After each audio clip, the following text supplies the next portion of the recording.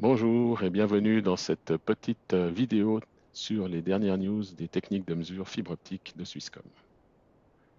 Swisscom vient d'édicter une directive sur la façon d'écrire les noms de fichiers de vos mesures en fonction bien sûr de type de mesure que vous faites sur le réseau fibre optique. Cette façon d'enregistrer les noms est à appliquer de suite.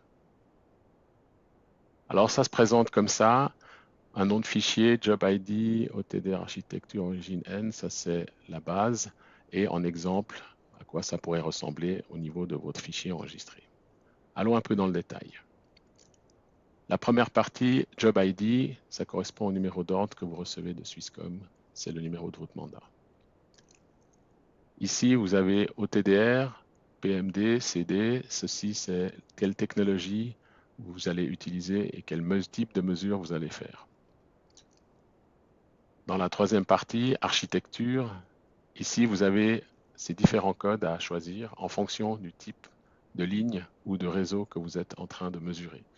Si vous utilisez par exemple FTTH PON, il est important d'utiliser les bons codes avec les bonnes descriptions. Pour la partie verte, origine et end ID, il s'agit donc à l'origine l'endroit où vous mettez votre appareil de mesure, point de départ, end, la fin de la ligne. Cela peut par exemple être en début de ligne ou en fin de ligne le central, donc ici M620 MOH. Vous aurez aussi l'information sur l'OMDF, le tiroir et le port. Tout ça mis bout à bout vous donne ce code. Ce code peut être par exemple à l'origine de votre mesure. Vous avez peut-être à la fin un câble drop qui a aussi un asset ID. Donc ce code-là, vous pouvez par exemple le retrouver en fin de votre nom de fichier. Il existe aussi des câbles drop avec des splitters. Donc là, si vous avez un splitter, vous le rajoutez 32 ici dans notre cas derrière, plus l'ID de l'asset.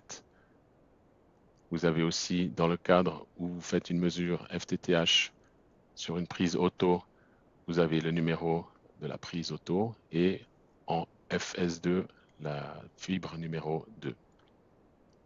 Si vous mesurez sur un micro-CAN, vous aurez l'ID du micro-CAN, ainsi que sur un puce, vous avez l'ID du puce.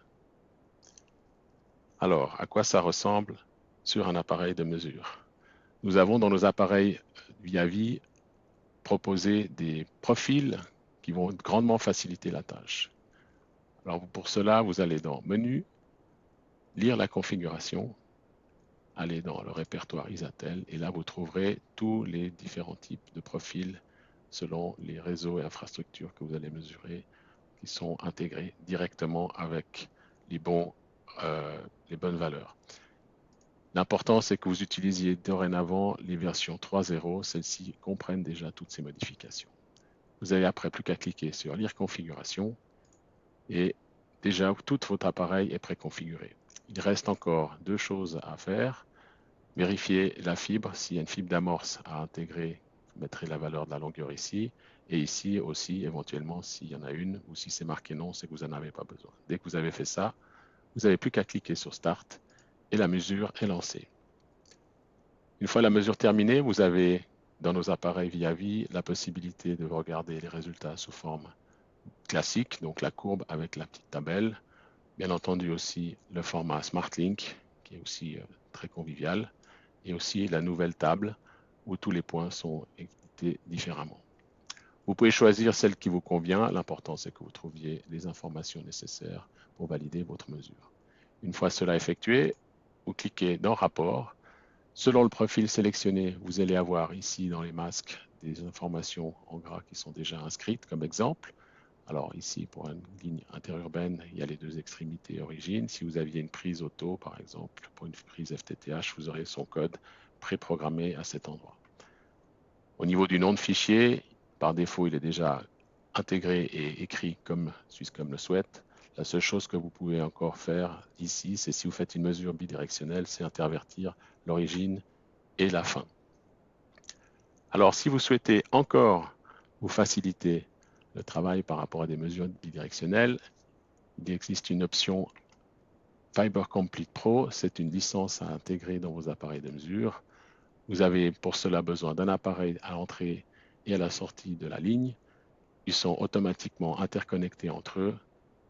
Vous startez la mesure sur un appareil, il vous fait la mesure dans un sens, puis dans l'autre. Vous fait aussi des rapports automatisés PDF et il calcule directement les valeurs moyennes des différents éléments détectés. Ça vous facilite la tâche, ça vous permet sur site déjà de savoir directement si votre mesure est en ordre ou pas et de ne plus avoir de travail à back-office à faire. Voilà, si vous demandez les profils parce qu'on ne les avait pas dans vos appareils, c'est simple, vous n'avez qu'à cliquer sur ce lien ou alors utiliser le code QR qui est ici. Ça vous permettra de nous demander les nouveaux profils, les profils 3.0, pour pouvoir faire des mesures conformément à la nomenclature définie par Swisscom. Voilà, j'espère que ces informations vous seront utiles. On reste à votre disposition si vous avez des questions et je vous souhaite une très bonne journée.